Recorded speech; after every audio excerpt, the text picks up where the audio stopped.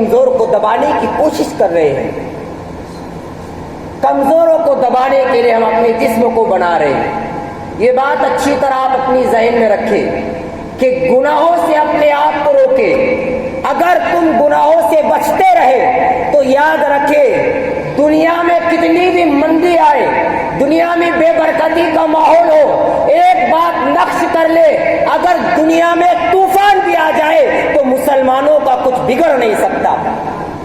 اگر وہ اللہ اور رسول کے فرمان پر عمل کرتے رہے, ان کو خوش کرتے رہے. یاد رکھے ایک طفل نامی ایک شخص ہے, حضرت عبداللہ بن عمر کہتے ہیں کہ میں نے بارہا حضور سے اس حدیث کو سنا, اس حدیث کو حضور سے بارہا سنا کہ ایک شخص تھا جس کا نام کفل تھا, اور یہ بہت بڑا پاپی تھا, بہت بڑا گنہگار تھا, یہ زنا کا عادی تھا. ایک لڑکی کو پیسوں کی ضرورت ہوئی, اس نے پیسہ مانگا, محلے میں کسی نے اس لڑکی کو پیسہ نہیں دیا, اس کی ضرورت کو پورا نہیں کیا. لیکن کفل نامی جو شخص تھا اس نے ہزاروں روپے اس لڑکی کو دیے, اور اس نے شکرانے کے طور پر اس لڑکے کا, اس کفل نامی شخص کا چہرہ دیکھا.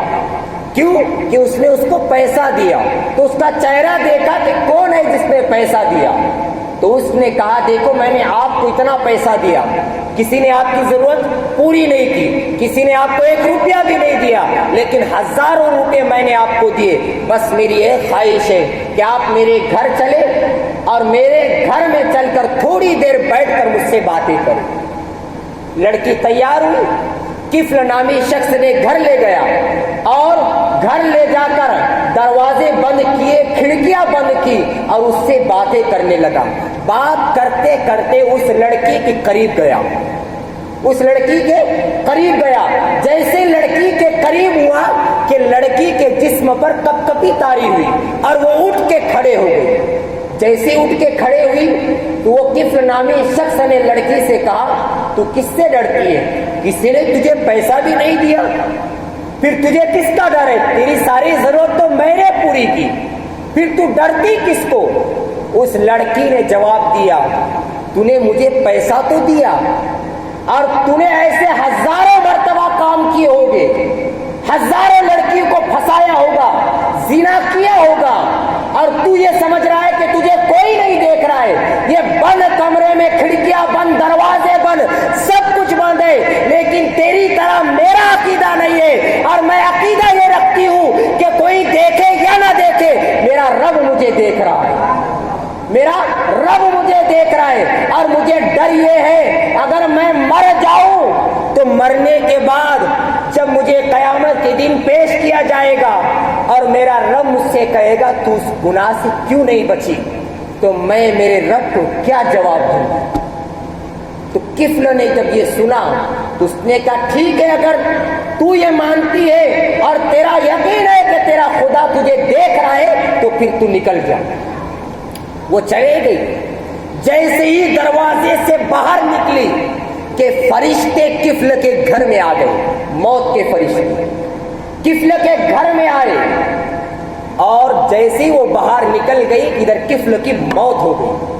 اب مجھے بتائے, اگر لڑکی نہ جاتی, اللہ کا خوف نہ بتاتی, اور لڑکی اگر متقی پرہیزگار نہ ہوتی تو کفل زنا کر چکا ہوتا, کفل زنا میں مبتلا ہوتا, اور اسی وقت اگر اس کی موت, اب فرشتے آتے اور موت کے, اور اس کو موت آتی تو بتائے کس حال میں کفل دنیا سے جاتا, کس حال میں جاتا, کیا منہ دکھاتا خدا کو. لیکن جب اس کا انتقال ہو گیا تو لوگوں نے کہا کہ بہت گنہگار تھا, اچھا ہوا چلا گیا, اچھا ہوا چلا گیا.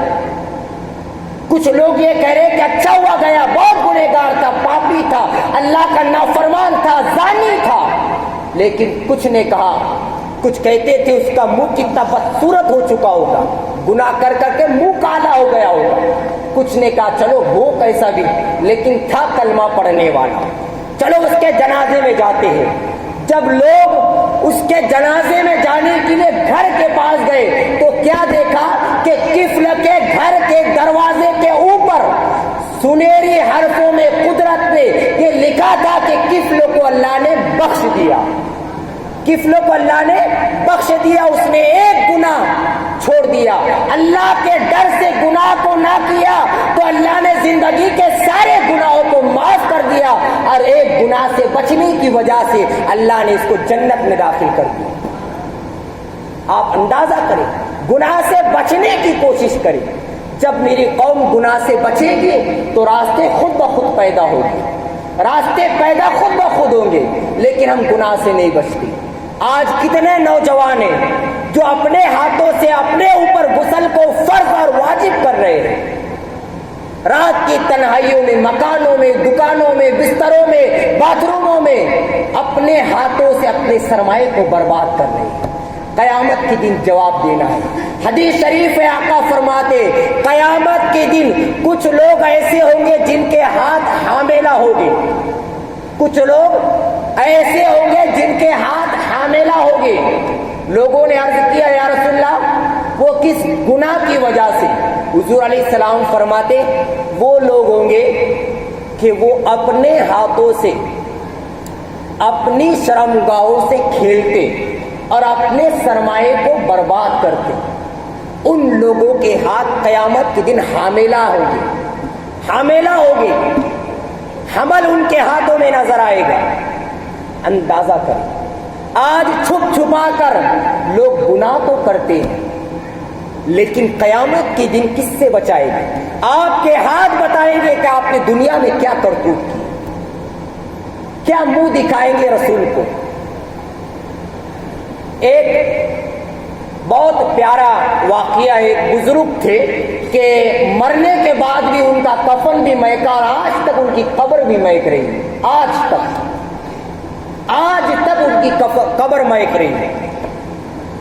جوانی کی دہلیز پر تھے، بڑے خوبصورت اور حسین تھے یہ بزرگ۔ ایک لڑکی مالدار تھی، وہ گزر رہی تھی بازار سے تو اس نے دیکھا کپڑے کی دکان میں یہ بزرگ، یہ جوان بہت خوبصورت ہے، یہ مالدار تھی۔ اس نے اس کو دیکھا اور اس کے ذہن میں ایک خیال آیا کہ اس کے ساتھ میں زنا کروں۔ گھر چلے گئے، اپنی کنیز کو بھیجا نوکر کو اور کہا اس بزرگ اس جوان سے کہو کہ کپڑے خریدنا ہے، کچھ کپڑے لے کر مکان میں لاؤ، اور اس سے کہہ دیا جب یہ جوان آئے گا کپڑا لے کر تو تم جیسے جیسے اندر آتے رہے گا سارے دروازے گھر کے بند کر دینا۔ یہ جوان کو لایا گیا، وہ جوان اپنے کپڑے لے کر آئے، جب لے کر اس خاتون کے پاس آیا تو یہ لڑکی نے سارے دروازے بند کیے۔ جب دروازے سب بند ہو گئے تو اس نے کپڑے نکالے اور دکھائے کہ یہ بھی اچھا ہے، یہ بھی اچھا ہے، یہ بھی اچھا ہے۔ لڑکی نے کہا کپڑے سے اچھا تو مجھے تو لگتا ہے، کیونکہ اس کے ذہن میں پہلے سے زنا کا پلان تھا۔ کہا کہ یہ کپڑوں سے اچھا مجھے تو لگتا ہے اور میں تیرے ساتھ زنا کرنا چاہتا ہوں۔ یہ بڑے متقی اور پرہیزگار تھا، اس نے کہا میں سب کچھ کر سکتا لیکن زنا نہیں کر سکتا۔ لڑکی نے کہا گھر کے سارے دروازے بند کیے گئے، اب تو باہر نہیں جا سکتا، یا تو میرے ساتھ زنا کر ورنہ پھر میں اتنا چیخوں گی اور چلاؤں گی کہ محلے کے سارے لوگوں کو جمع کروں گی اور تجھے ذلیل کر دوں گی۔ اس نے سوچا اگر میں زنا کروں تو خدا کے سامنے ذلیل ہوں گا اور زنا نہ کروں تو لوگوں کے سامنے ذلیل ہوں گا۔ اب یہ دونوں راستوں سے مجھے بچنا ہے، دونوں راستوں سے مجھے بچنا ہے۔ تو سوچا اس نے کہ لڑکی سے کہا مجھے استنجا لگی ہے، مجھے استنجا کرنے دو، اس کے بعد دیکھتی کیا کرنا ہے۔ یہ اس لیے کہا کہ اتنا تو ٹائم اس کو ملے گا کہ کیسے گناہ سے بچو یہ سوچا جائے۔ استنجا کا ٹائم مانگا، اس لڑکی نے کہا استنجا کے لیے میں آپ کو باہر تو نہیں جانے دوں گی، میرے بالا خانے پر چھت کے اوپر استنجا کے لیے جگہ موجود ہے، آپ جائیں اور وہاں جا کے استنجا کریں اور پھر آئیں۔ یہ چلا گیا جوان استنجا کے لیے بالا خانے پر، باہر تو نہیں جانے دیا۔ استنجا خانے کے اندر گیا استنجا کرنے کے لیے، تو اس نے دیکھا کہ اندر ساری غلاظت موجود ہے، باتھ روم میں غلاظت موجود ہے۔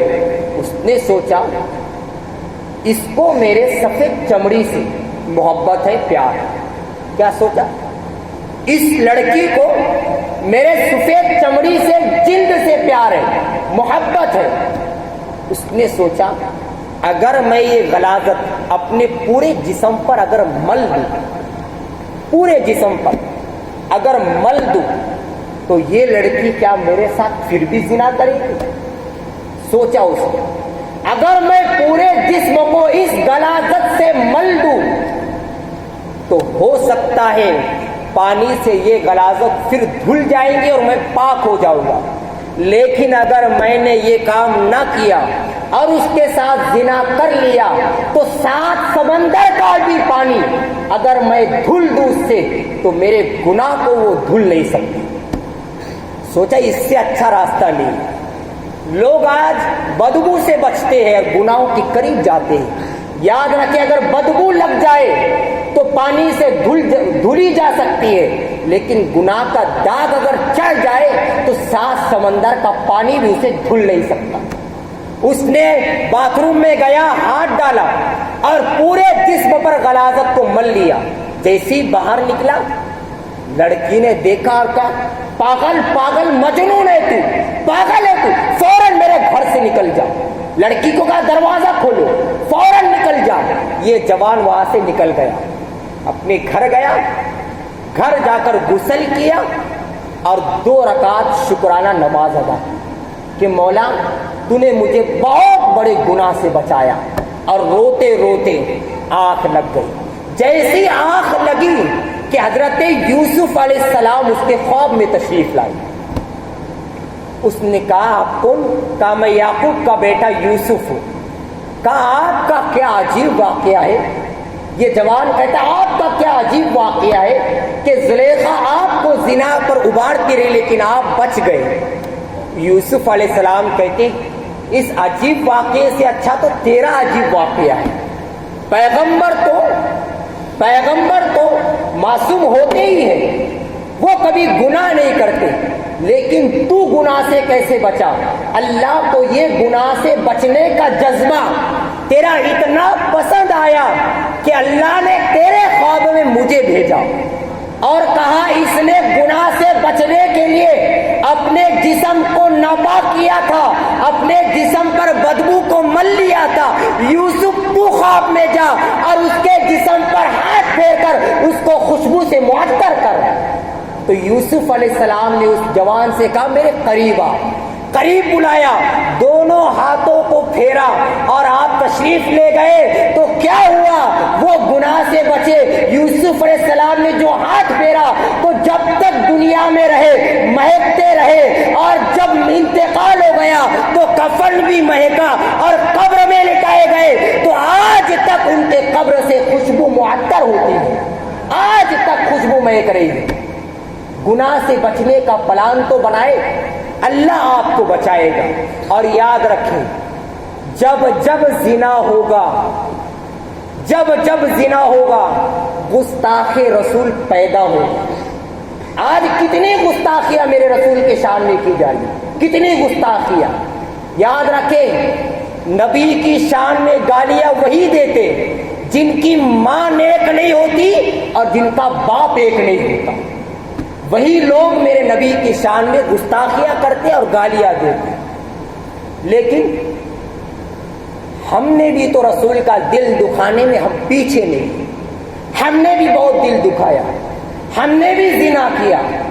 ہمارے جوان زنا کر رہے ہیں، چاہے وہ زنا کے اڈوں پر جا کر یا تنہائیوں میں سرمائے کو برباد کر کے، لیکن مسلمان زنا کے اندر ڈوب چکا ہے۔